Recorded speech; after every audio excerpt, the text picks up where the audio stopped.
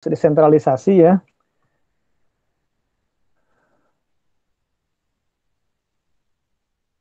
Oke, sentralisasi. Jadi ini terkait dengan pengambilan keputusan ya, teman-teman.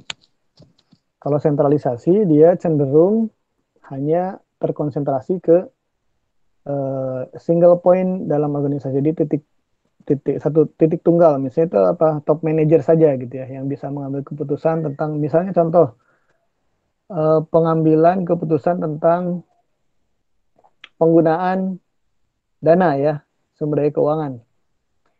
Jadi siapa yang bisa mengeluarkan dana ya, itu hanya top manager, misalnya direktur. Jadi bahkan manajer pun misalnya dia nggak bisa memutuskan untuk mengeluarkan uang ya, bisa itu dalam sebuah organisasi ya. Kalau keputusan untuk memberikan apa namanya, keputusan mengeluarkan uang itu hanya pada direktur saja, maka itu sentralisasi ya, teman-teman ya. Semua manajernya nggak bisa memutuskan untuk mengeluarkan uang ya. Kan uang itu dipegang sama bagian keuangan ya, departemen keuangan. Tetapi perintah untuk mengeluarkan sejumlah uang itu dari siapa gitu ya. Kalau manajer boleh, ya bisa dibatasi, manajer boleh mengeluarkan uang dalam satu hari misalnya maksimum 1 juta. Nah itu berarti dia dikasih ya, ada desentralisasi. Tapi kalau ini sama sekali tidak boleh, hanya direktur yang boleh tanda tangan ya untuk mengeluarkan sejumlah dana, maka itu sentralisasi sifatnya ya. Nah, jadi masing-masing organisasi punya karakteristik ya, punya strategi. Ada yang sentralistik ya, ada yang desentralistik. Jadi tergantung lah. Oke, kemudian employee empowerment ada. Nah, kalau konsep employee empowerment, pemberdayaan si karyawan itu lebih-lebih lagi ya, lebih dari desentralisasi ya. Jadi desentralisasinya lebih besar lah gitu. Oke, ada juga misalnya terkait dengan pemberhentian karyawan. Ya. Ada yang itu hanya kewenangan ya dari si top manager atau misalnya direkturnya saja ya, atau itu bisa setiap manajer dia bisa memecat ya bawahannya, bisa aja. Kalau dari si manajer sudah ada keputusan top, kamu selesai gitu ya, ya berarti sudah selesai. Tapi ada juga yang enggak, itu hanya kewenangan si direktur utama misalnya gitu. Oke. Okay.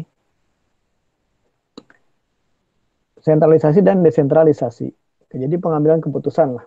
Ada yang terpusat, ada yang tersebar ya ke hierarki yang ada di bawahnya, level-level di bawahnya. Faktor yang mempengaruhi ya tipe yang sentralisasi akan lebih tersentralisasi jika lingkungannya stabil ya. Nah, kemudian jika bawahan atau level-level manajerial yang di bawah itu dianggap kurang capable, kurang berpengalaman di dalam pengambilan keputusan yang sifatnya misalnya strategik gitu ya. Jadi itu lebih membentuk suasana atau tipe sentralisasi ya.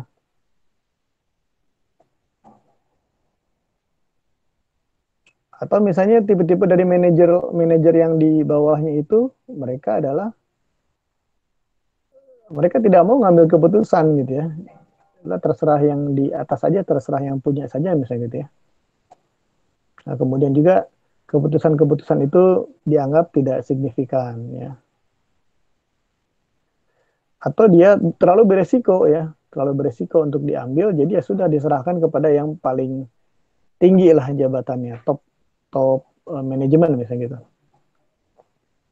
Atau jika perusahaan terlalu luas, ya organisasi terlalu besar, ya, maka biasanya cenderung sentralistik.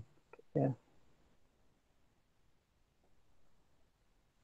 Kalau kita lihat contoh negara pun sama ya, teman-teman ya, negara-negara yang besar, jumlah penduduknya besar gitu ya, kayak China ya, Tiongkok atau misalnya India, bahkan mungkin termasuk Indonesia memang punya kecenderungan ya untuk bersifat sentralistik ya, sentralisasi.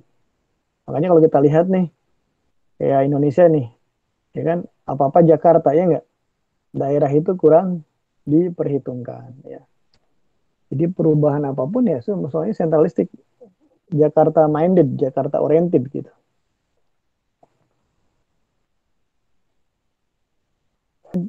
Mungkin desentralisasi, oke. Okay. Nah, jika lingkungannya terlalu kompleks, tidak pasti, ya, maka diperlukan adanya desentralisasi. Kemudian jika para manajer tingkat bawah itu mereka punya kemampuan ya untuk atau punya pengalaman untuk mengambil keputusan, maka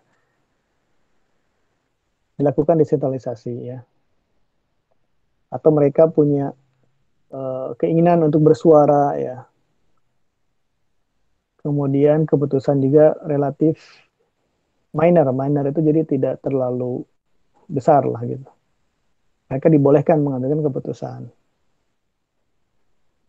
Termasuk tergantung juga oleh budaya perusahaan. Kalau budaya perusahaannya lebih terbuka, mengizinkan manajer-manajer tingkat bawah untuk apa namanya berkontribusi dalam pengambilan keputusan, maka akan bisa lebih mendorong adanya desentralisasi. Kemudian secara geografis mungkin tersebar ya, dan juga fleksibilitas di dalam pengambilan keputusan. Itu ya. Jadi desentralisasi dan sentralisasi terpengaruh oleh banyak faktor.